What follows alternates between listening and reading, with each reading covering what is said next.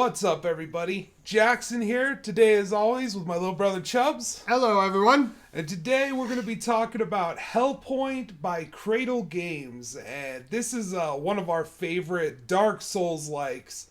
It's been described as Dark Souls in space, which is so accurate and yet so reductive it's not even funny, especially when you consider that Souls-like gets thrown around a lot. A lot of people are making Souls-like titles, and I feel like they're imitating things enough to the point where, yeah, I guess you could say that.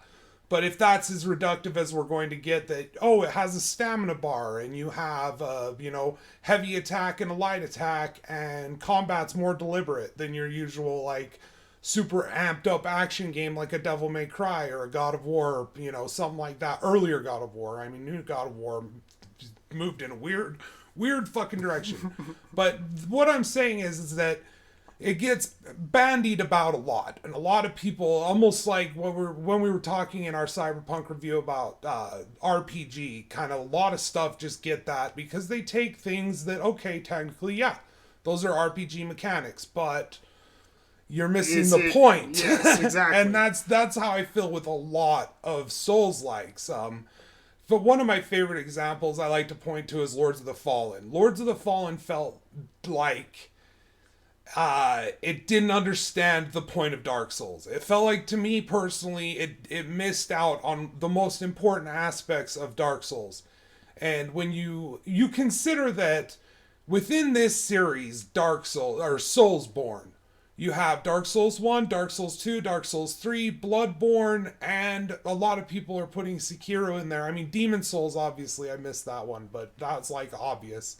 So, when you look at their entire library, things are different. You can't say that, like, Demon Souls is the same as Dark Souls 3. You can say that it's the same thing, because it has a stamina bar. It has, RPG elements in a build. Same sort of formula. Like, weapons that will scale with a certain stat. Then that's like, things like that go through.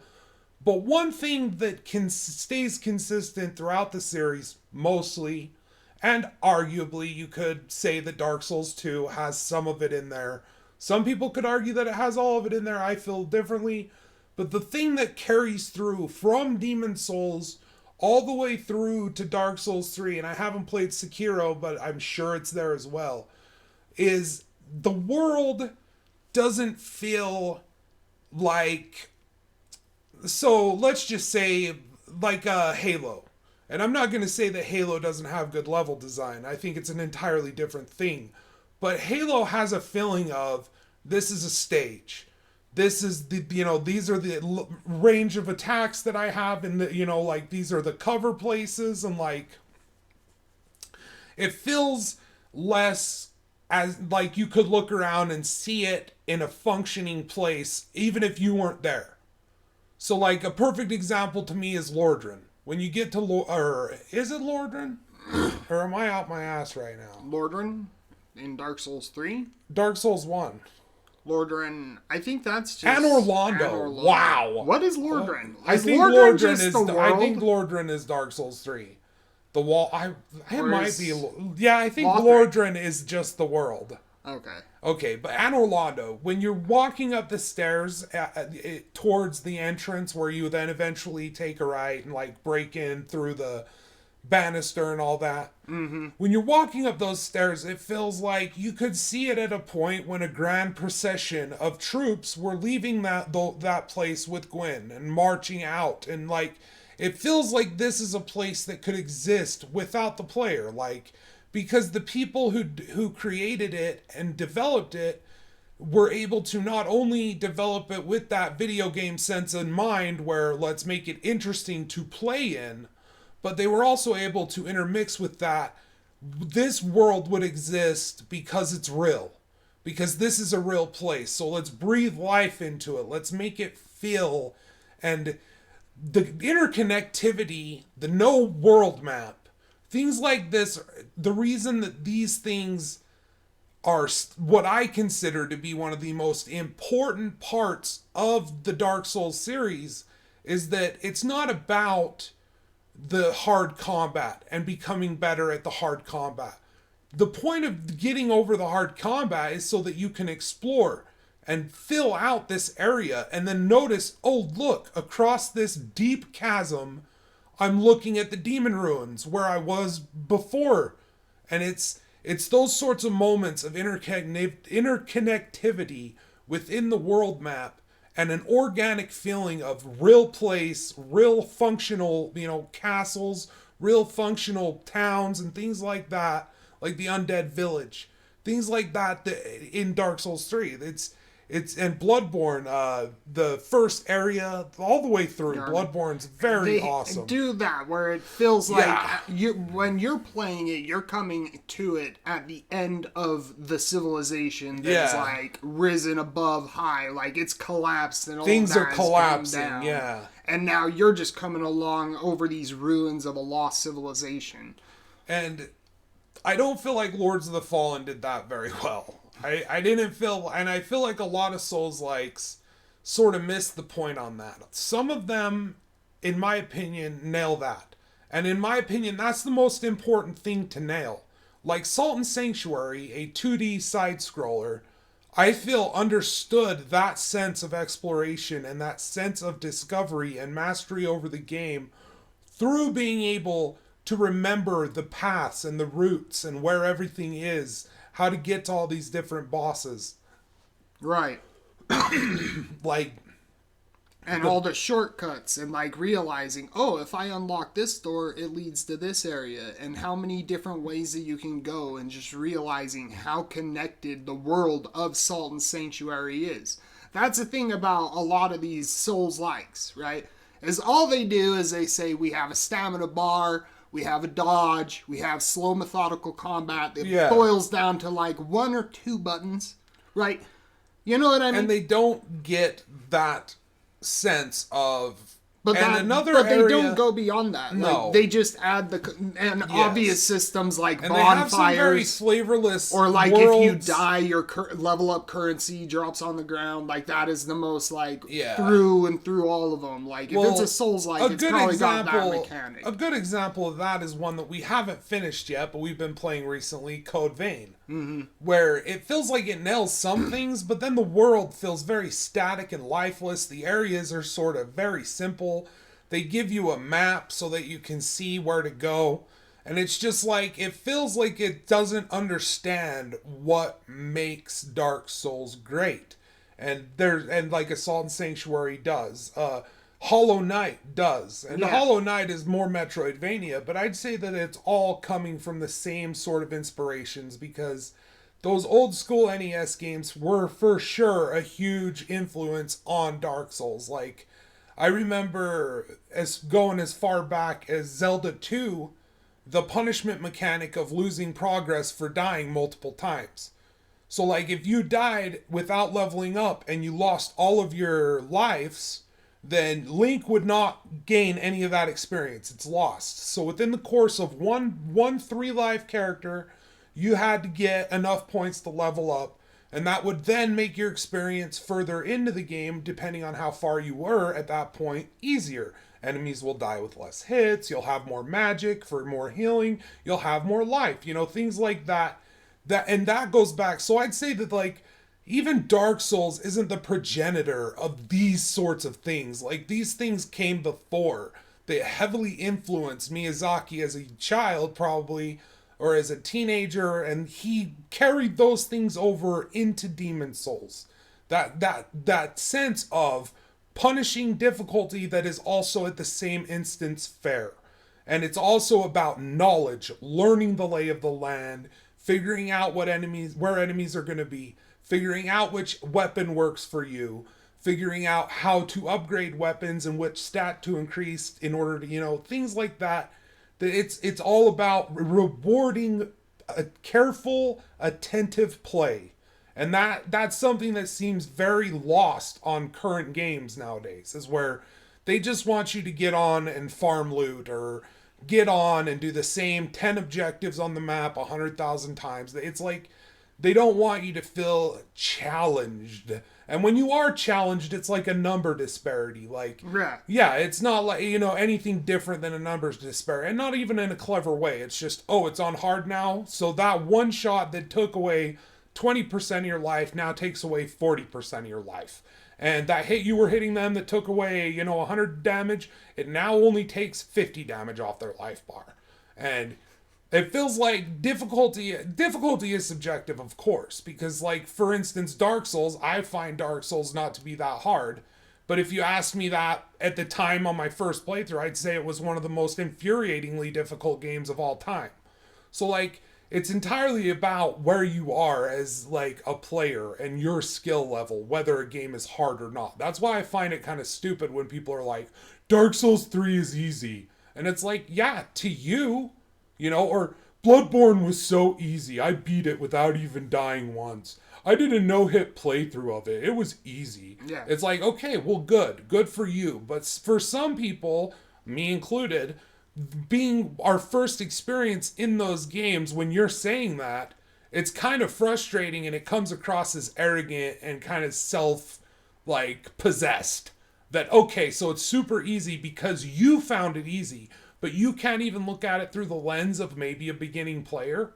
And so when it comes to that, that's very subjective. And for some people, higher life bars and bullet sponges might be an entertaining difficulty to you. Me personally, I like to be challenged not only in combat where I've got to be careful and maintain my life bar and chip away at the enemies while keeping mine safe. A very defensive, offensive sort of combat situation. And many games don't get that well, but the ones that do, you can tell because you're engaged in the minute-to-minute combat gameplay.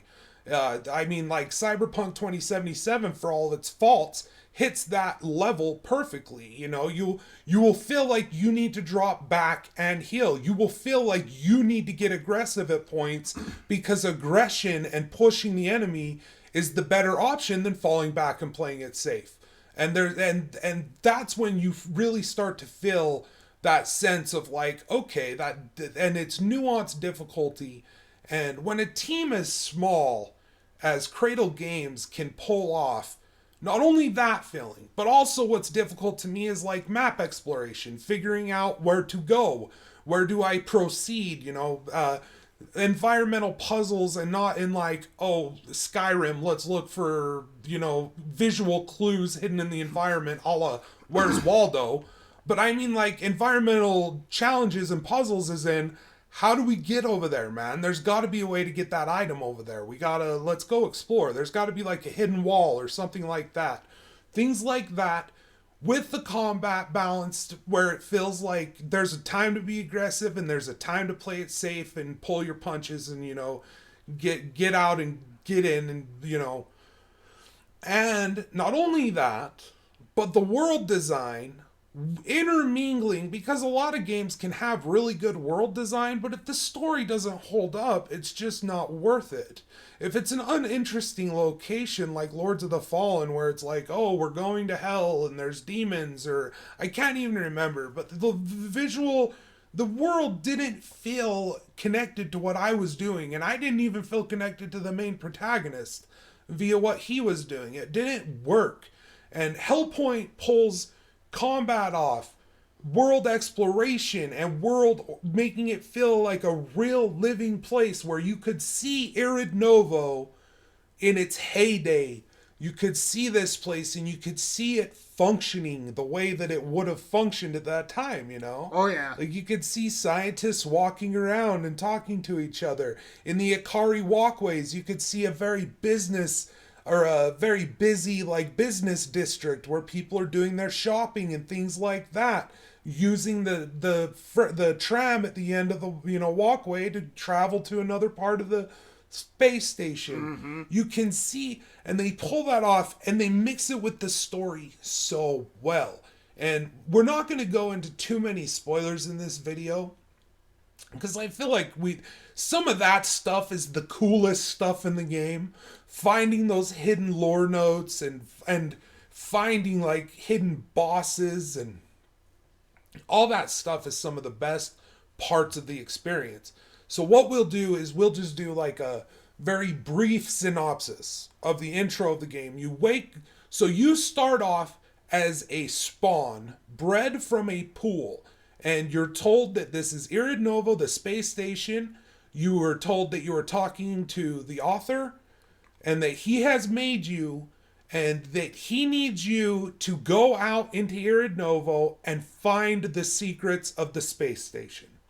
And that's all you know. You're a synthetic human being with human parts as well as synthetic parts, and you're sent out by and because you were created by the author, it should be also noted that you have no customization over your character. Yeah, there's no character creator. Gender. There's no gender. It's just you are the spawn that he has created. Yeah, you are the spawn. You are his tool that he is sending out into Irid Novo to probe its secrets, and that is your job. And that to me is such a kick-ass, and that's another thing where with Dark Souls, where I feel like that series didn't learn certain things about itself that some of these Souls-likes and the better ones amongst them learned. For example, cooperative play in Hellpoint versus Dark Souls 3, which is their newest version. So if I wanted to play Dark Souls 3 with Chubbz, we would have to both get on the game, start a new character. We'd have to put in a password so that only signs of people on that password would show up on the ground. I'd have to go to a location where Chubbz is going to be. I'd have to put my mark on the ground. Chubbz would have to make sure that he's embered, which is a resource in the game that is very scarce in the beginning. So if you're wanting to play a playthrough together and you're getting invaded by people who are min-maxing fucking twink building to wreck you, then you're going to run out of those and you're just not going to be able to play anymore. So you have to have that. Then Chubbz has to go to my sign, summon me into his game, and at that point on, we're open to invasion. At any point in time, people can invade us, and and they're oftentimes better equipped than you because they're specifically building for the PvP because they're wanting to engage in the PvP. The game doesn't give a fuck if you don't want to engage in the PvP. You are now engaging in the PvP. Fuck you. If you want to play together, you're going to engage in the PvP. No matter what. That's just the way it is. And another thing I hate about Dark Souls 3 PvP is it wouldn't bother me so much if it's like me versus you. Yeah. You're going to invade, let's fight it out. Yeah, let's see who's going to win. Let's have a showdown. But in Dark Souls 3, these PvP invaders, I couldn't even tell you how many have caused me to rage quit. And yeah, because they just run off into the crowd of enemies. Into dozens of these people, and they just will wait for you in the middle of a bunch of enemies. What's so silly about Dark Souls 3 is it had a safeguard against that. It recognized that that was an issue, and someone put in an item that was a safeguard against that called a giant's tree seed of a giant tree. And this seed of the giant tree would spawn at your hub at Firelink if you had killed an invader. So once you killed an invader, you could have one of these. And as long as the next time you used it to kill an invader, you would have another one waiting back at the sanctuary for you. Using that would force all the enemies in the game to not only aggro you, but also the invader, making it an even fight, meaning they're not allowed to run back. But guess what they do? They nerf that. They change that so it doesn't permanently make them attack them, only for a short time will they attack them. And it's that sort of thing where that immediately kills the cooperative experience to Dark Souls 3 for any player who is not engaged, who doesn't want to engage in the PvP. Also with Dark Souls 3, even if you don't get invaded, even if you have a good day and you don't get invaded, there's no twinks in that area looking to mess with you. Instead, they're finding other people. And me and Chubbz are able to clear the whole first area up to the first boss and kill the first boss of the game. Well, now I'm gone. It's kicking me out of Chubbs' game. And now Chubbz has to teleport all the way back, and we have to do it again. And we have to hope... Then we have to do it in my game, because if we want to play the next section together, I got to get through this area to get to the next section, because the game doesn't carry progress over to me. And instead of allowing me to just stay in Chubbs' game, it boots me. And Chubbz will no longer be able to summon me until the next area where I'm able to put my sign down, where I can't get to because Miyazaki and From Software do not want you cooperatively playing their games. But actually they do, because they've balanced the environments in Souls with the consideration that the player is playing through in multiple games. But really they don't, because, then you can get invaded by twinks who have figured out the numbers and they just know how to wreck you with a couple of hits or stagger lock you. Broken bullshit. And it's poor and it's not fun. And that's the thing about Hellpoint, is it says, fuck all that. Give him your match ID, he'll put it in, and he will join you, and you can play through the whole fucking game together if you like. When you pick up an item, it'll give it to him. When you pick up, except for certain key quest items and things like that, it's exactly the way Salt and Sanctuary worked. And it's the sort of thing where, in this, there's a PvP arena. You can invade people, but guess what? You have to be invited. So if I want to engage in PvP, then I can engage in PvP. If I don't want to engage in PvP, but I just want to play the game because it's got an amazing story, an awesome world, really fun builds and weapons to play around with, a very interesting combat system that is like a blend of Dark Souls and Bloodborne.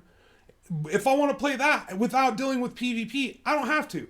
They say you don't have to, because we're not going to punish you for being someone who doesn't want to play PvP.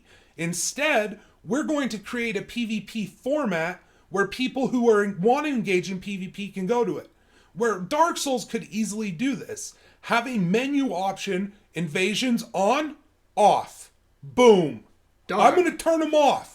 Because I really like this game and I like playing it with my brother, but I don't want to have to deal with people invading. I don't want to deal with trolling assholes. I don't want to deal with iron pineapples. Yeah, people who ruin the experience for people who don't want to engage in PvP. The trolly and invaders here's the thing, though, who just about, show up and squash the thing about Iron Pineapple, a lot of these... At least he's funny. Yes, well, here's the thing. Look at Nito. There's a lot of people that I know that love Dark Souls PvP, that love engaging with invaders and being an invader.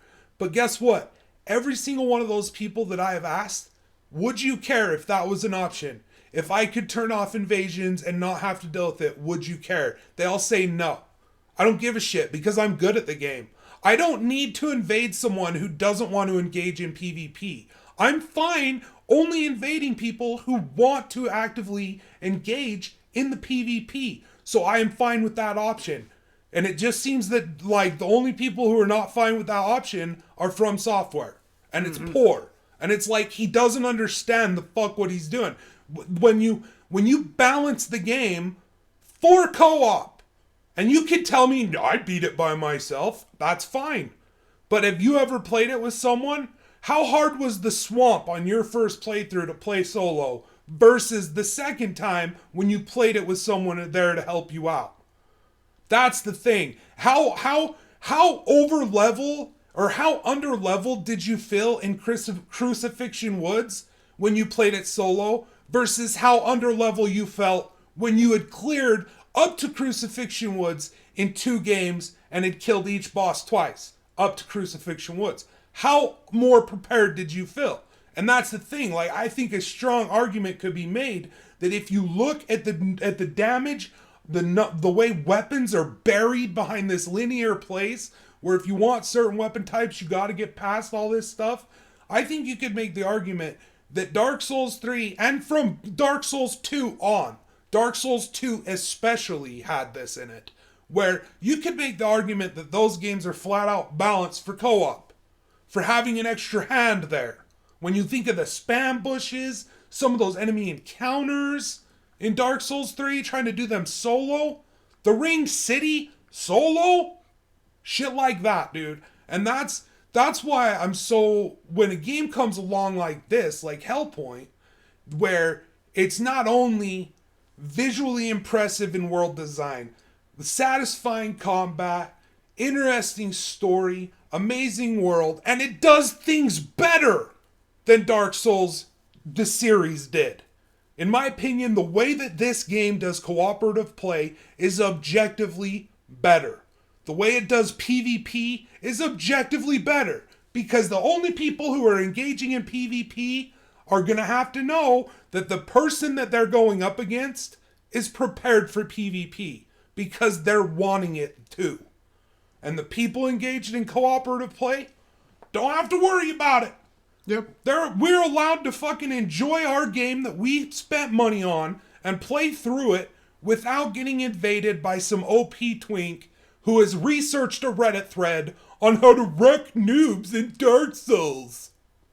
Right? So like, and maybe it's not objectively better because subjectively, in my opinion, it's better. I shouldn't say that. I say that a lot and I don't mean to because it's a very whiffy word when you're talking about stuff like this. Yeah. Because someone could say, fuck you. I think that the way invasions and shit work in Dark Souls are a key part of the experience and that I would only ever want them on so I can invade. And like I said, like I don't mind the ones who come in and just want to fight. Yeah.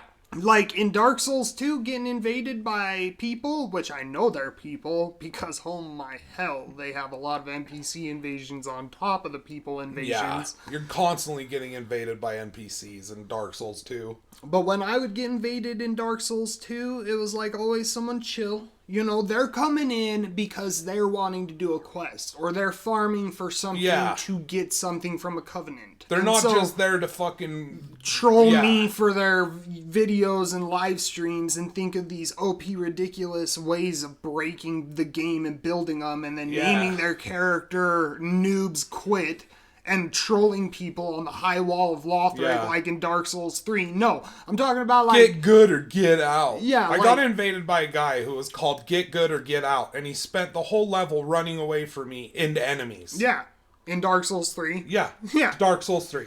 And that's like what I mean, is I'm not like... Those type of people are the ones that I absolutely hate. And I wish that there was an option to filter it out, but that would be the best way, is just opt in, opt out. And that's the thing. If you're not a pussy, you don't mind that. Because that's the reason a lot of those people hated the way that he did it in Bloodborne. Mm-hmm. Where in my opinion, that's in my opinion, that's the fairest, best way to do it. Okay, I'm ringing my bell to summon Chubbz in the game to help me clear the area. We still got to deal with the bullshit that once we're done with the area, we got to do it a second time. But in this instance, instead of the second Chubbz enters my game, we're open to invasion, period, no matter what. Instead, it spawns a bell maiden on the map with a bell that she will ring, and that will summon in any invader in the area who is also ringing his, I can't remember what the bell was called, but the bell of invasion. And so, if you make it to that bell maiden and kill that bell maiden really fast, you don't have to deal with invaders. And that's fair. Because I know where that bell maiden is, so I'll kill her. And people got mad and cried because, so when I invade, it's just people who are prepared for it and are ready to fight me? People who like PvP. Advantage. Yeah, I want to fucking invade people who don't know how to PvP, who don't know how to build so that OP I builds. can feel like a badass. Yeah. That's the thing about Hellpoint is it does all of that better, and I feel like this is a game that I would have passed on if Nito hadn't bought me a copy. Mm-hmm. I would have passed on this game. I think you would have as well. Oh yeah. Because you hear new Souls-like, and it's like there's so many of them. None of them nail it. And not even the ones within the Dark Souls franchise nail the full package completely. 100% of the time, yeah. None of them do. And like, I haven't played Demon Souls. Demon Souls is really good. But I feel like Dark Souls is like the one that sparked this whole genre, right? Souls-like It's series all of them. And, all of them. It's they all only of them, got progressively more popular. Like, Dark Souls was a huge hit. Dark Souls 3 was even bigger hit. But Dark Souls 1 had something special that is like, there's so much of that. It's the refined version. It's the refined version of Demon Souls. Yeah. But it sacrificed a lot of the things that made Demon Souls great. But the thing about Hellpoint is that instead of it being like So, for example, another thing it does better, because it does cooperative play better, in my opinion. Another thing it does better, in my opinion, is just story. And here's why. Because you think so you're gonna make a Souls like, and you're like, okay, what's the story? And they settle on this sort of, it's kind of like mid between Event Horizon and Hellpoint. But Hellraiser. Yeah, Hellraiser, Hellpoint. Hellpoint. Hellpoint. But it's kind of it's between that, where it's this dark sci-fi, but it's horror sci-fi, which is so awesome about it. That's another thing that's really great about it, is it has that feeling of like you're coming across demons and shit in this game, and it's so awesome when you do. And it explains it through the way that Irid Novo was built near a black hole. And at the, what is it, at the third and 3 and 9 at the third and ninth hour of the day, the space station will dip down into this accretion storm that's created by the black hole, and it'll recharge its power, right? And then it comes back out, and it's things have obviously gone awry on this space station, and you'll come across some very threatening enemies. You'll come across some very threatening areas.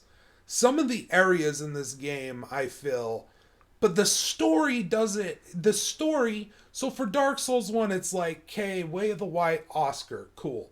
For the, and then it's Secede Lord Gwyn, or actually it's like you're the heir apparent to the Hollows, and you should become King of the Hollows and put out the fire. It's like, but Hellpoint, it has multiple endings. I'm not going to spoil them. It has multiple endings, but it also, what it does is it takes the story and it says the point of this story is to find the story. The point of this, your character... Your whole motivation. Yeah. Your character is your whole creation the point of your creation is to solve the story of this game. To explore this space station and uncover what they did here. What was being done here. By who was it being done? And what were the consequences of all of that shit? Yeah. And when you sift through and you discover it, you feel like a detective, but it only works if it's a world that's worth caring about. It's only like, for instance, Assassin's Creed Origins. Fucking Egypt, man. How could you make a boring lore note about Egypt? Well, they did. Because you discover these tombs. I mean, not even really discover them, because they're marked on your map, so you know exactly where they are. And then you have a bird that you can fly around and pinpoint the exact entrance to the location. So it's like exploration is it's like you've got a bird that you can fly around and get an overview of the map, and it'll highlight interesting things. It's easier. And way easier when you have a map and all those tools for. But then you find like a cool ass tomb or something, and you find a note and you read it, and it's like very unsatisfying. I couldn't remember any of them. But in Hellpoint, the best exploration, like lore notes that you find in any game should have a feeling of like, whoa. Every time the player reads one, like, whoa.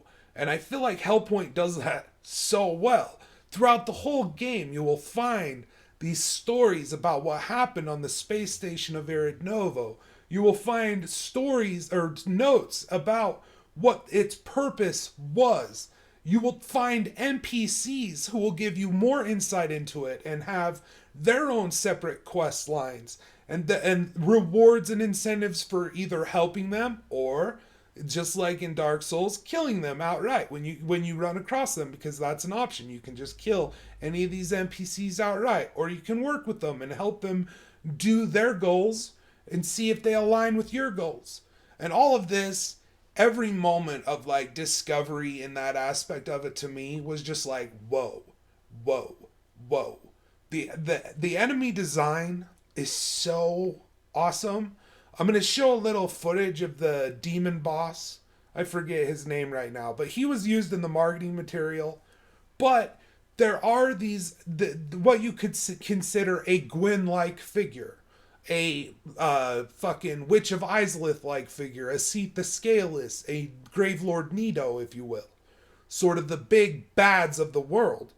And there's 3 of them, and each one of them has their own motivations and their own interest in the space station and their own desires for the denizens of the space station.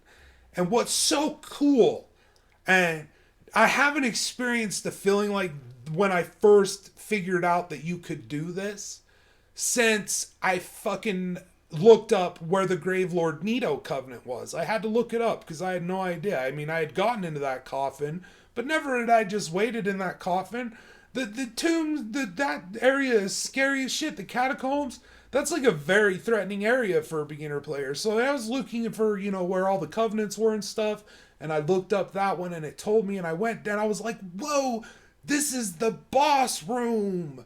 This is, where you fight Gravelord Nido later. That's fucking cool, dude. And in this game, you can actually enter a realm that it's almost like the upside down. It's the void realm, they call it, or the nether realm. Something like that. But you can enter this world and everything goes topsy-turvy. And so, like, your weapon, you'll mainly be holding in your right hand throughout the game, and your offhand will have your shield or a spell or gun, whatever else you're using for your offhand. Well, they'll switch. So now your main hand weapon is going to be in your left hand, and your offhand weapon is going to be in your right hand. And it's little, and the level is mirrored now. The level that you were just in, now that you've entered, is mirrored, and everything's different. It looks the same, but it switches, and it messes with you for the first few times you enter those areas. But what you can do is you can actually go and talk to these big bads and join their faction, and they'll give you a quest to go slaughter high-ranking commanders of the other faction, whichever one they're against, and that gives you more story into those aspects of the characters. And it's so interesting, and it feels like one of those games that I wanted to do a video about since I played it, because I felt like what a shame that someone might just dismiss this like I had, because I had watched like a 10-minute or so gameplay video and I was like, looks like a shitty Souls-like, and I moved on, dude. And I stopped thinking about it, because there's just an onslaught of these things all the time, so many of them coming out. There's no way to keep up. The really good ones are really worth playing and great, but they're few and far between, in my opinion and my taste.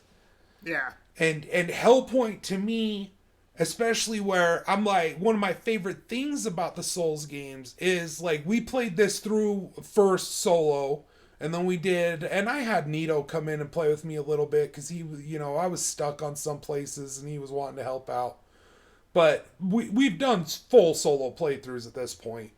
But one thing I really love is playing through a game cooperatively, especially the Souls games, where it feels like that takes a huge weight off of you and you feel a little, more freedom to explore crazy areas and go check out in places where you normally wouldn't go, because you got backup now. So if the worst happens, you got an extra sword on your side. Mm-hmm. And the way it does that, in my opinion, is exceptionally better than Dark Souls, the series. The way it handles the PvP, where there is like an arena, you can look for a match in any area, and it'll pair you up with someone who's also looking for an invasion in that area. So all of it, in my opinion, it does if you had told me, like I was telling Chubbz this, because Chubbz didn't have it yet, and I was like, Chubbz, if you told me that this game, Hellpoint, was developed by a splinter team of former From Software developers, I would believe it. It's that good. It nails the important elements of the game that much. And it adds another level with the platforming jumping, which is going to frustrate a lot of people. But all I'm going to say about this is And if you would have asked me on my first playthrough how I felt about the jumping, I would have told you it was garbage, it was bad, it was not designed properly, and there were fundamental issues with it. After spending a lot of time with the game, but I would have told you the same thing about the difficulty in Dark Souls 1 if you asked me on my first playthrough. But after all this time, I'll tell you this. The jump does what you tell it to do. You just got to figure out how to tell it to do that. That's what I was about to say, is unlike Dark Souls where the jump is just like, now you're jumping. No, yeah, like a little whiff. Like a whoo, yay! Yeah. Dark Souls 2 has the dumbest jump. Dark Souls 2, Dark Souls 1, hell, even Dark Souls 3. The Undead Asylum platforming, getting back to there is such a pain in the ass. And trying to figure that out for the first time is like, oh my fuck, dude. But in this, it's like, much like the entire experience of the game, there is layers to it. Not just like to the game, but to the jumping as well. Like, there's multiple different things to consider when you're going to make a platforming move. Yes. And that's why, like you said, when we first started out, it was like, well, man, what the hell is with this jumping and this platforming mechanic? Yeah. But it's because you don't understand the layers that they put in there to have it be the way it is. Because they want it to be, if you see something, there's multiple different ways to get to it. Yeah. You know what I mean? If you see something down below you, there's multiple ways to get to that. You know what I mean? And that's the thing about Hellpoint, and that's my thoughts about the game, is I really, when it comes to Souls-likes, I'm like, yeah, maybe. Yeah. It might nail some of the elements good, but I doubt it's going to be the full package. Yeah, everything you expect from that experience that can take you, because that's the thing, that's the best part about the Souls series, is that first playthrough. Is the package. Well, it's also the also RPG that mechanics. Sense, yes. But it's those things, it's learning those things. Yes, but it's not knowing those things and learning them and then applying them and becoming victorious over a situation. Learning about it, and that's one thing that Hellpoint does really well, and that's what really blew my mind about Hellpoint, is like I say about other Souls-likes, it's like, yeah, it's not gonna be the whole package, but with this one, it had the whole package. It has the same similar feeling and structure of the world of Dark Souls, while still not being a massive interconnected world with no loading times in between. There is load times. There are breaks in between each levels. But and I think that comes down to, and I really think that the reason that those load screens and stuff exist is because, and another thing, this is a very small team. I think it's comprised of 14 people, and I may be overstating or understating the number, but when I look, that sounds about right. It's a very small group of people, and what they've done here is insanely fucking impressive. Like, next level impressive. Where I feel like this sort of polish, this sort of interconnectivity and world design and stuff that they're able to get away with, there's no excuse anymore for AAA gaming. Fuck them. Every time someone wants to make an excuse for AAA gaming, I ain't hearing it. Because Hellpoint exists, man. These games exist. These very small teams can pull off these insane, amazing gameplay loops with the same sort of, like, basic thing that these AAA companies do, but they make it vastly more interesting. Look at fucking Diablo 3 versus Grim Dawn. Yeah. If you haven't played Grim Dawn, go play Grim Dawn. If you like Diablo 3 and you're a fan of Diablo 3, you will like Grim Dawn. If you don't, it's because you're a loot gave person, and there's nothing wrong with that. If that's what you enjoy about Diablo 3 and Diablo ARPGs in general, is just the colorful gear that drops, there's nothing wrong with that. But if you're looking for atmospheric, storytelling, RPG, Diablo 3 is not your bag. Grim Dawn is your bag. And this game, Grim Dawn, another game by an incredibly small group of people. A couple of dudes with some people that they hire on to help them when they're in the development stages of the game. And I see it as this point where, how can you still excuse these unimaginative AAA games that throw so like a Code Vein, and I'm not even going to say that it's a bad game, but it almost feels like it shouldn't be trying to be what it is, because by trying to market itself as an anime Dark Souls, it's only going to hurt itself when it's inevitably not as good as Dark Souls. Well, And what's funny is it's developed by Bandai Namco, and you think that the publisher of Dark Souls would know what makes that game special. You know, the people who pushed the Dark Souls 1 remaster instead of giving From Software the time and the money to do a Demon Souls remake sort of situation. Because that's the thing. I think that's probably how that played out. I was watching I really enjoy watching speedruns of all the Souls games. For years now I have. And I was watching a speedrun of the new Demon Souls remake, and you were watching it with me. Mm-hmm. And I was just like blown away, because you knew some of the areas, like you played a little bit of it and you watched me play some. But like, I tell you, watching that game, I was like, this is what I wanted from the Dark Souls 1 remaster. This is what I wanted. I didn't want you to just throw some post-processing effects over the thing, bring it up to current resolution, and have it run in a fucking 60 frames per second. I want you to remake it from the ground up, because here's the thing, just doing the 60 frame per second created all sorts of bugs that were already in there from the Durante fix. And he's one dude, and he did that, and he didn't fucking charge me a dime for it. And it's like, so that, like, okay, fuck Bandai Namco anyway. Moving on from that, I really believe at the end of the day, when it comes to publishers and a lot of developers nowadays, and I'm not talking about the developers, I'm talking about like the executive business end of the developer. Not the people in the fucking, room coding and the nuts and bolts people.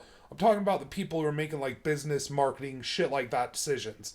I feel like their focus is always going to be money. Okay, so we'll market it as an anime Dark Souls like, and that will play it to the Dark Souls crowd, and it will help us get word out about it, blah, blah, blah. Even at the end of the day, the developers have something in mind that is different enough that it probably shouldn't even be referred to as a Souls-like, but we're just going to call it a Souls-like because anime Dark Souls, so we can sell it. And there's a lot of games that do that. And that's another reason why when I initially had heard about Hellpoint, I was like, nah, Dark Souls in space, cool gimmick.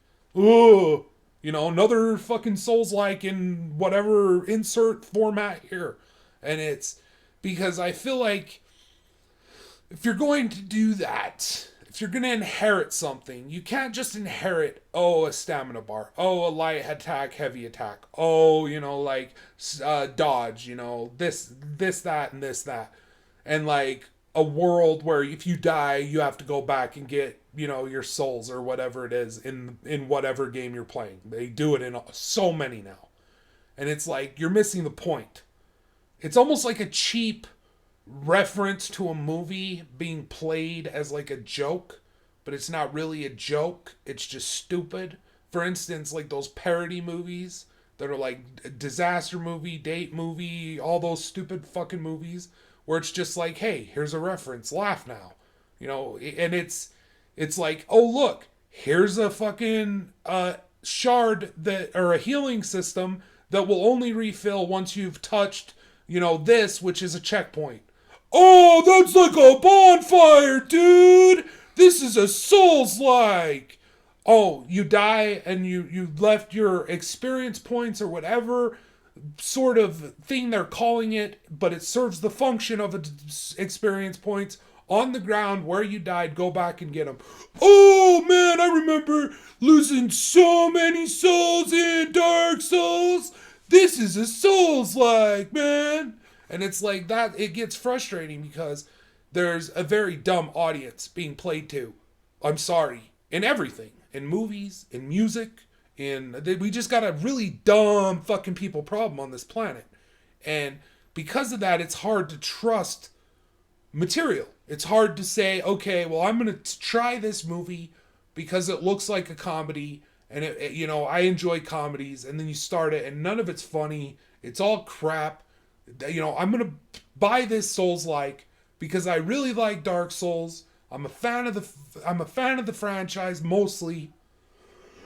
I'm a huge fan of Demon Souls, huge fan of Bloodborne.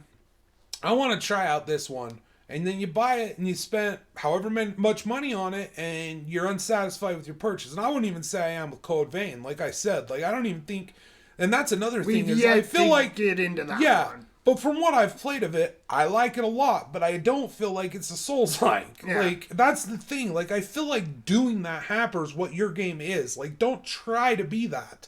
And I understand from a marketing standpoint on Hellpoint why you would want to say Dark Souls in space. But it just, that turned me away at first. And I'm glad Nito bought it for me. Like, I think Nito gets it. Nito is just so forgiving of shit. He loves the formula. He loves games, and he loves formula. Like the Souls formula. Like, in any way, shape, or form. Yeah, and he's not dumb. He knows that there's like, this is weak in this place. If you're thinking about like difficulty, those are where you're gonna go for. Yeah. You know, if you want a challenge, those will give you a challenge. A Souls-like is a good... that'll give you a challenge. Yeah. You know what I mean? And then it's up to the developer to either understand what the challenge is and present it in a way where it's not just dumb.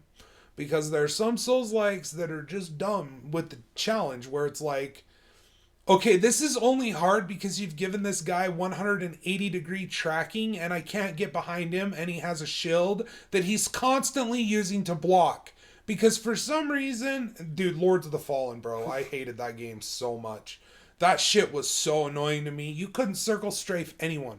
Their auto tracking was cranked to 11. And people would say, oh, well, don't circle strafe them then. Okay, well, tell the fucking developer not to give them a giant tower shield and a fucking sword that I'm gonna have to wait until they swing in order to dodge and then get one hit on him before the shield's back up. I got shit to do. And they've balanced it with the fucking damage where... I'm not dealing shit for damage, even though I'm using the weapon for my build and I've upgraded all the shit that I need to do, that I can do up to this point. It's like, dude, I hated that game. I hate it. I have no qualms with saying, like, I found Lords of the Fallen to be a mockery of Dark Souls. Like, not without understanding any of the finer points of what makes that series Demon Souls, Bloodborne, what makes any of those games good and memorable to people and big successful hitters. Fuck, I don't think Dark Souls 3 understands that. I don't even think Dark Souls fucking 3 understands what made that series great and what made that series fucking stand out in people's minds. But that's a whole other thing. But Hellpoint gets it. Hellpoint gets it. There are some challenging bosses in this game.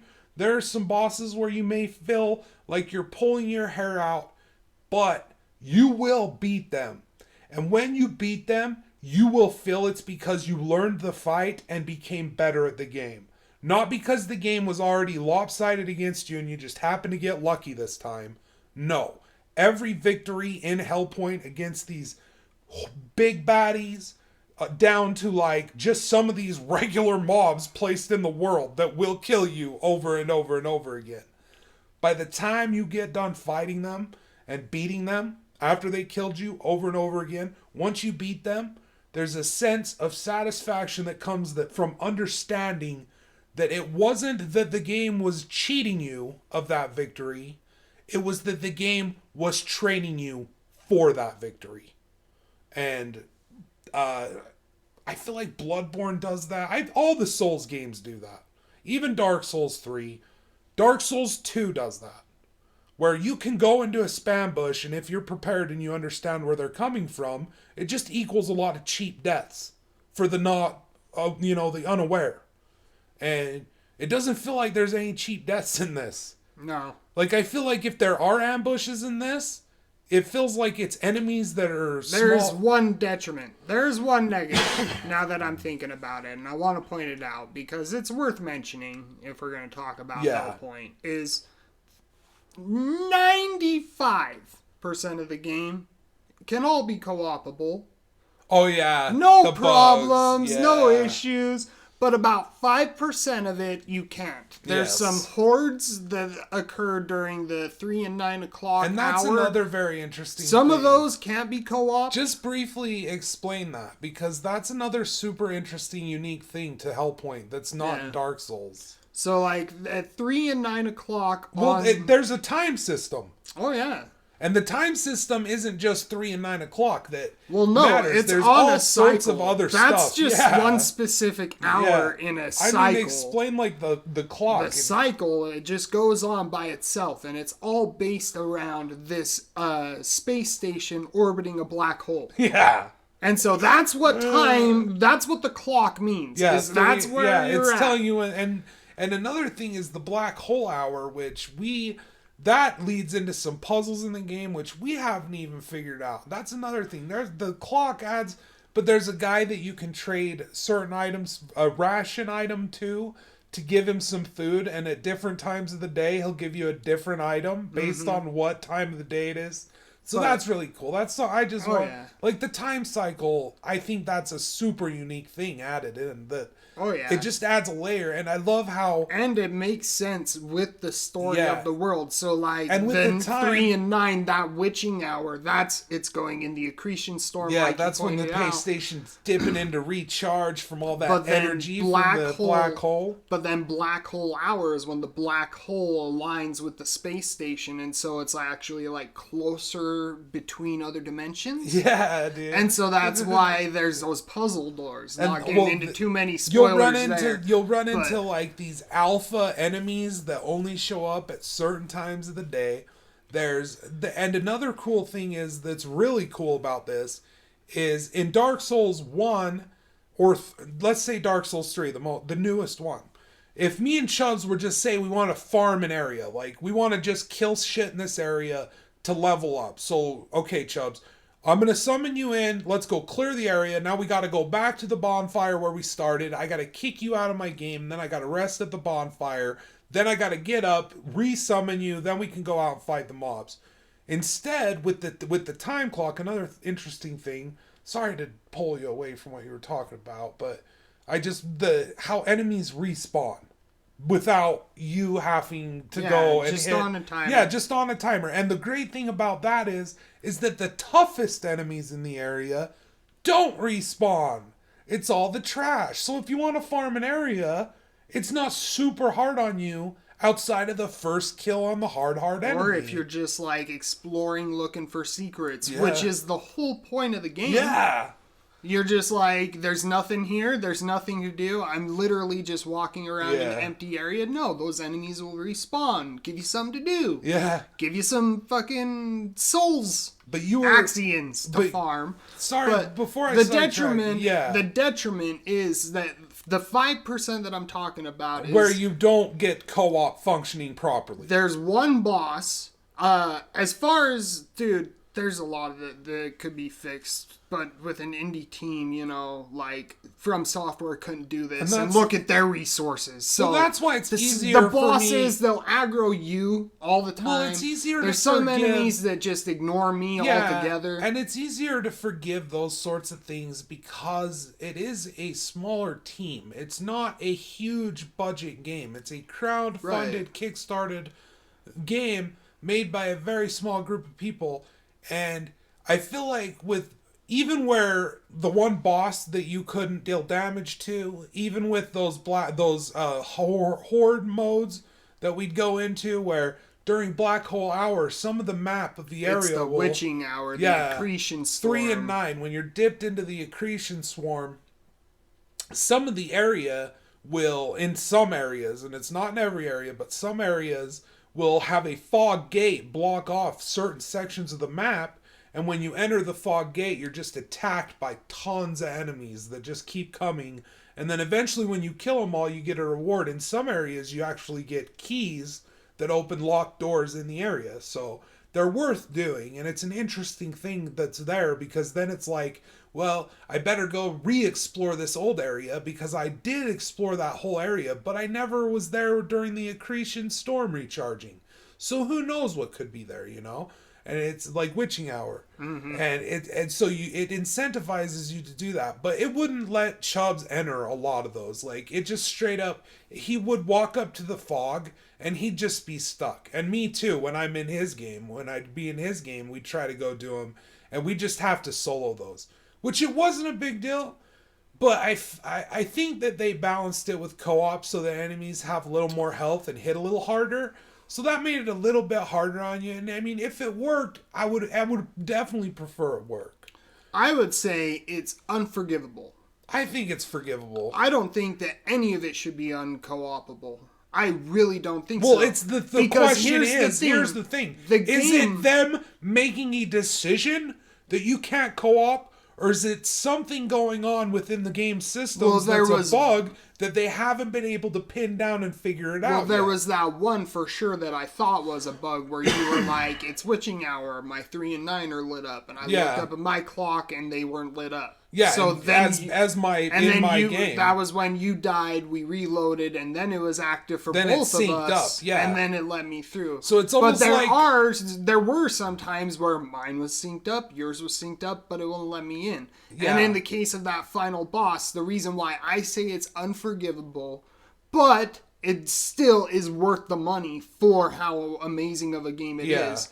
I'd say it's unforgivable that it's not 100% co-opable, just for the simple fact that local couch co-op was intended with the day one. But since we've never played the game through with local couch co-op, are these issues still exist? Present? Are these issues that exist on PS4? Are these issues that exist on Xbox? Are these only issues that exist on Steam? Regardless, our version? Because it's a 14. It's a 14-person team. Well, yeah, but it's built with co-op. Well, I forgive them. You can say it's unforgivable. I forgive them. I would love them. This isn't a company with like a multi-million-dollar budget for just marketing. I know. This isn't a team with and I would say that the ones that are bugs and glitches, I say, unforgivable is really harsh. But to completely block me off from fighting the final boss with you? Well, yeah. But why? And that made you mad, and it made me mad. It sucks, but I forgive it because I was able to beat the boss without you, doing damage to him. I would just say you were able to spot I'd say that's a detriment for me. Well, it's a definite detriment, but I wouldn't say it's unforgivable. And I wouldn't say that it's a detriment because of it was built that way. I'd think say no, about it's the a whole detriment package because it was built for co-op in mind. But think about the whole package. That's what I'm saying. That's why ultimately I would say get this, buy this. If you love Dark Souls, you can't forgive them. Should definitely you can't be on your forgive radar. them for the one boss you couldn't do damage for that and the other areas and the you can't other percentage. Forgive them for that. I wish that they would change it. I agree. Preferably it would work. That's why unforgivable. Think about what that means. That's why I'm pointing it out. Think about what unforgivable means, though. Well, that's why I'm pointing it out. That's why I'm pointing it out. It is a knock against the game. If you are buying this and intending to co-op with a friend, this is something that you're going to have to consider. An issue. Yeah, that's true. I agree. But I don't think it's unforgivable. I think it's worth mentioning. I think it's something that could be worked on and fixed, like they fixed the Zone District But is it working as they intended? Well, the Zone District, because then it's just stupid. Well, you don't know. That's the thing. I would argue that it's probably not working as intended. That they would want you, because of how they've made it for co-op, that they would not make a hindrance for co-op in just like very specific situations. Like some of those fog walls, you can walk in no problem. Why would they arbitrarily decide that, okay, this one will allow the co-op summon to come into, but this one we're not going to allow the co-op summon to come into? Like, to me, it honestly feels like just an issue on a code level where there's something amiss within it. And that, to be fair, I think online co-op is very new, like within a year and a half. Just still really new. And it's a 14-person developer team, And they did that huge arena update, which wasn't easy. They added new armor sets to the game. Like, it's not like they're like just resting on their laurels and like fuck updating. I mean, they fixed the Zone District. The Zone District prior to this latest update that we got was verifiably broken as fuck for co-op. Like we co-op that area a few different times just to see what was going on. We co-opted it with our buddy Nito. Nito helped me do it, and it was happening when he was in my game. So it's not just that a local area connection. So whatever was happening there, it was impossible to play as a co-op summon in that area. Like the person who had summoned them, everything ran normal, but to the co-op summon, there would be just mobs just standing there with empty life bars attacking you, but they wouldn't do damage. And then all of a sudden they just disappear. And you're like, okay. Like, it was lagged out and bugged to shit. Mm-hmm. And like, so like they fixed that. That's why I'm saying like, unforgivable. Well, yeah. Because I feel like those are systems that should not... Like, I don't think that there should be a single instance of this game that I cannot co-op with you. Okay, well that's fair enough. Unless it's a single-player experience. But what I'm saying it's being built and created and developed with co-op in mind. By 14 people. And it's huge. Right. And it's intricately... The world design in this game is insane. Speaking of Zone District... That area is more confusing than any area in any of the Dark Souls games to me. And I've done it like 4 or 5 times. And I still, every time I do that area, I can get lost. I can be like, okay, hold up, where are we? What happened? Mm-hmm. And it doesn't feel like it's not what it is, which it's a residential district on Irid Novo, and like it totally feels like that. Yeah, like it totally feels like a residential district in the middle of a space station, and it's got these back alleyways with secret doorways and all sorts of stuff to look through, and I just feel like I agree with you. Like, don't get me wrong, I just disagree that it's unforgivable. I can forgive them. Like, when I look at the size of the Agree team... to disagree. Yeah. Agree to disagree, Machi. I'm just saying, like, that's very strong. Like, unforgivable. Like, someone kills your family member. That's unforgivable, bro. Like, motherfuckers... I apologize that I find stupidity from game developers unforgivable. I find it unforgivable that I'm a bodybuild puncher in Cyberpunk 2077 and I'm max level with 5 fucking stat points in body. I find it unforgivable that a game like Hellpoint is built with local couch co-op in mind, and yet for some random bullshit reason, there's about 5% for no reason that you can't co-op. And that's a problem for me. But that's the thing. You're saying for no reason. I think the reason is that it's bugged. Is it bugged? Or that's what I think it is. Is the final boss bugged? Is all of the areas where me and you couldn't co-op together bugged? The final boss may not be bugged. The final boss, they may just want you to fight solo, and that's fine. And in that case, I wouldn't say it's unforgivable. I'd just say, just have a check that kicks the co-op summon out. Yeah. As you make that decision to fight the final boss, kick the player out, kick the co-op summon out, and okay, this is a single player game. You gotta fight this guy single player. If that's the intention, and because I'm fine with that. And because the final boss worked that way, but I cannot just disregard all of these other instances as bugs. Like, are some of them intentional? Because here's the thing: why would they allow you to come into some of those, but not all of them? Who knows? That's what I'm saying. If you can't present to me a reasonable, like, explanation for starters, from like a developer standpoint of, okay, this, we don't want them to go into this one, but we do want them to go into this one. Unless you can present to me a reasonable explanation of why that decision was made, I'm going to run under the assumption that the decision wasn't made and that it's just a fucking bug sometimes. Because we had one that you couldn't enter, and then all of a sudden you could enter. That's what I'm saying. Like, I don't think that's purposeful.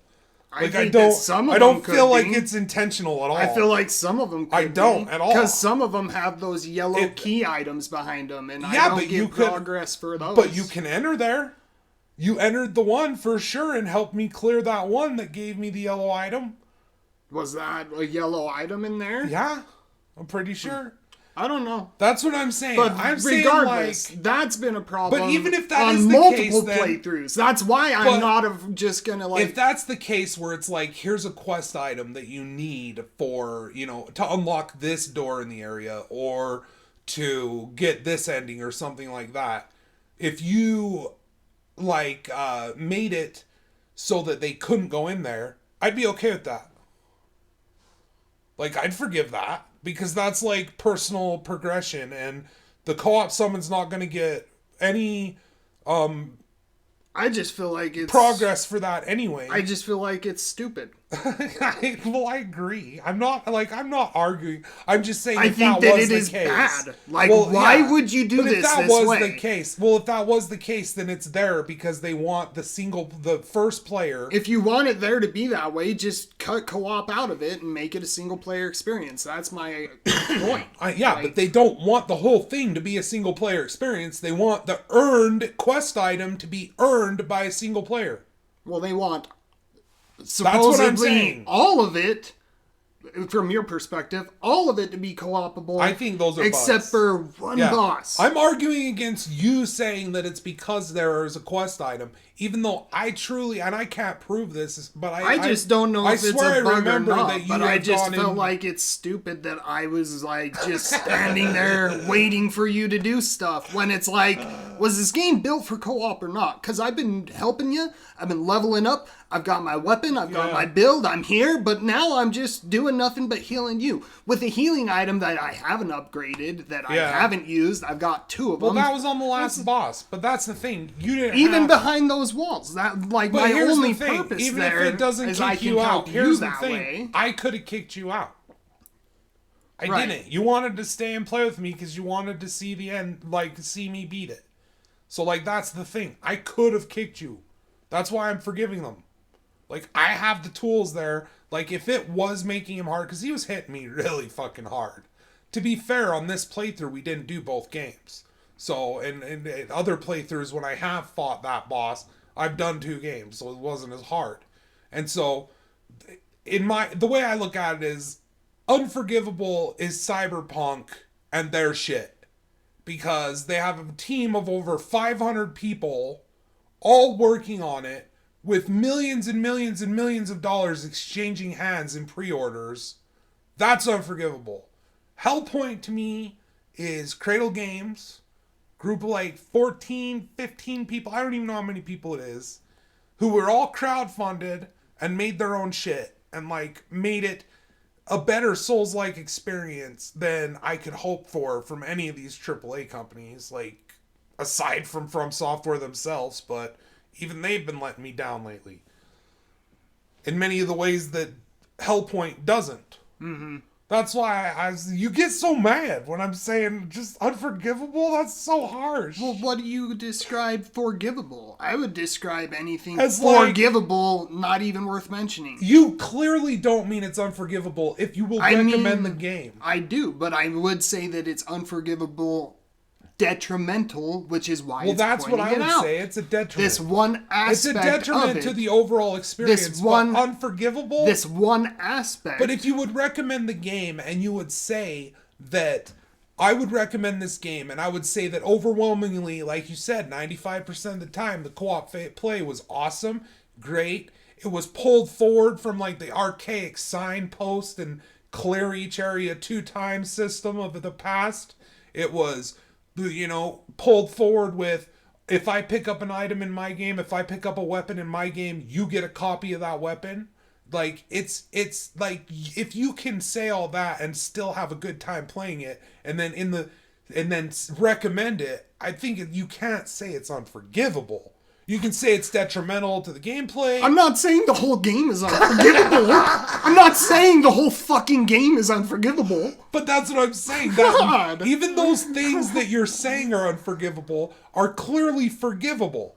because you'd I recommend say people play the game and they'd have to deal with it. that 5% that you can't co-op, it's unforgivable that you can't co-op with a game built with co-op in mind.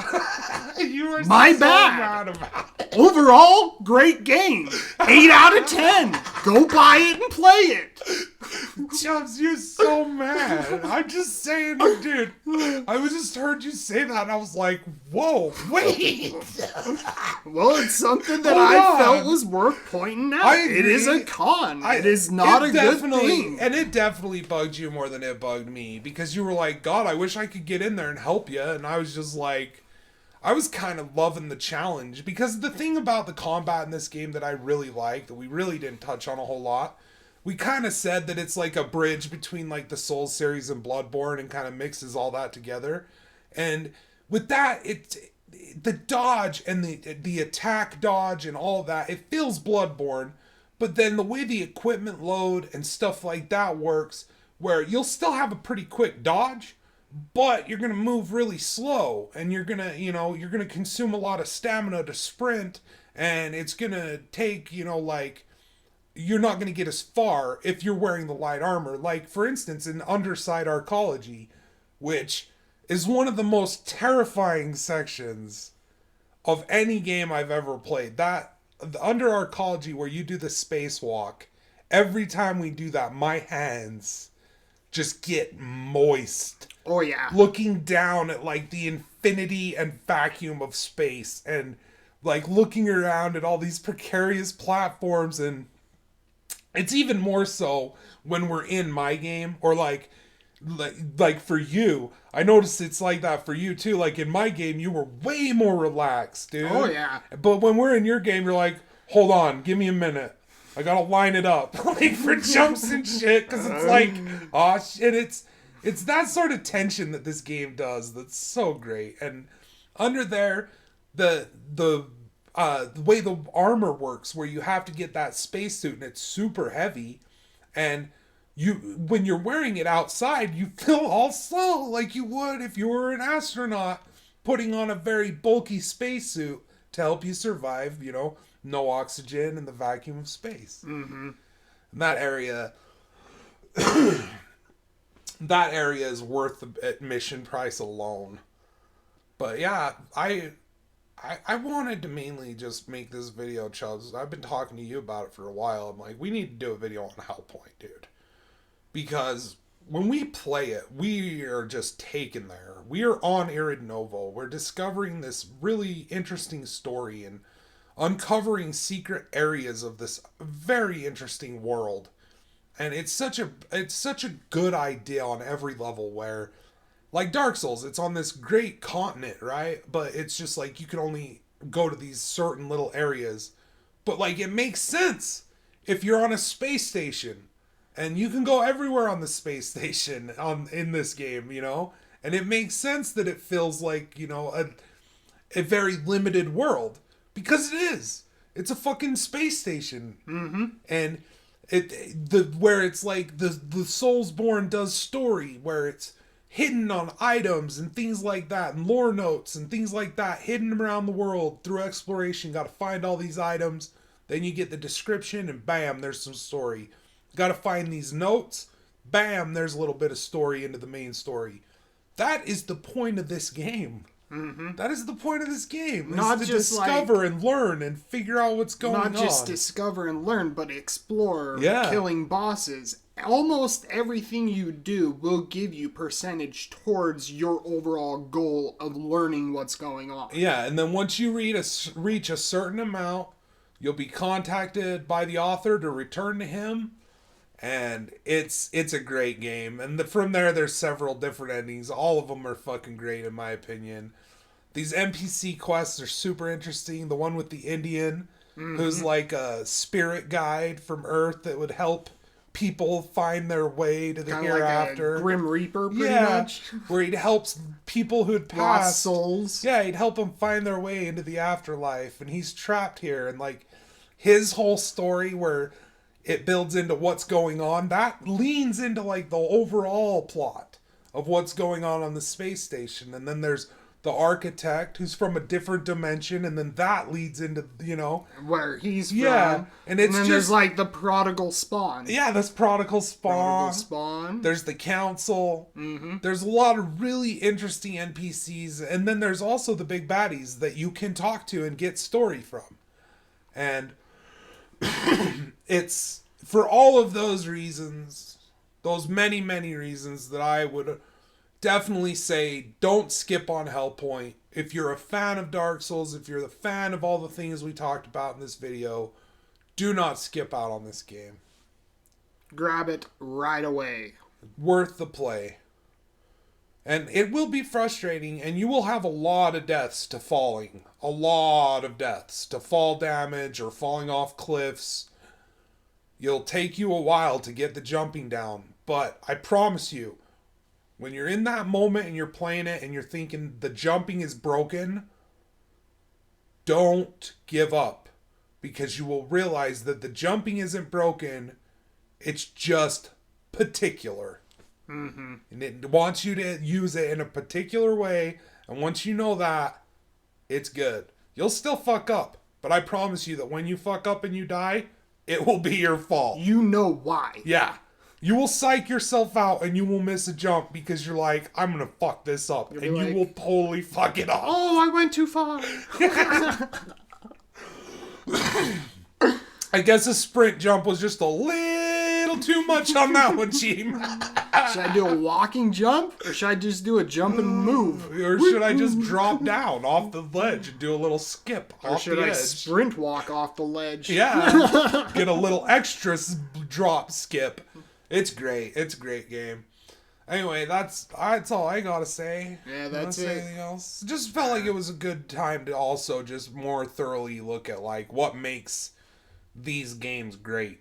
Oh yeah, and that's the thing about Hellpoint. Why I would recommend it is because it nails the experience, not just refining certain elements from Dark Souls of itself, but it adds different freaking layers within it. Yeah, and then there's like nailing the whole package. Like I said, there's not many Dark Souls games that can do that, where it's the world is interesting, the exploration is interesting, everything you do is interesting, every person you talk to is interesting, everything you kill has a point, and then it builds up to this ultimate conclusion, and like the whole experience and how it feels playing that game. I never thought that I could get that experience again. Yeah, dude. And but Hellpoint nailed it. And it sets up New Game Plus because for sure you're not going to get the true ending on your first playthrough. And what's great is that when you wake up in New Game Plus, after they spit your cells, after the author spits your cells into the pool to make you again, you are actually interact with someone who basically nods its head at the fact that it's New Game Plus, but they say that the reason it's New Game Plus is because the last spawn fucked it up and couldn't do it right, and someday you'll get it right. And he goes, but if you don't, there's always another. And it's like because the spawn, he can just keep making them, and like you will come across spawn in the game that have fallen from grace. That have kind of lost their minds, and they're like trying to attack you and kill you. And it's also this like mocking phrase that he says, something along the lines of, "You and I were born here, and will be trapped here in this endless cycle unless a spawn gets it right." Yep. And pretty much that's the thing. And it's cool. It's so even New Game Plus, he has a directive. He's programmed to do something. Yeah. And when I got done playing this my first time, I immediately started New Game Plus. Yeah. And then I don't think I ever finished my New Game Plus playthrough because you picked it up, and then I started playing it with you. But yeah, it's such a good game. It's such a game worth playing. So go check it out. Let us know down below what you guys think. If you did check it out, if you're interested in checking it out, keep kicking ass, stay safe. And as always, everybody, remember, keep smiling. Because when you're smiling, the whole world smiles with you. Smiles with you. Love you guys.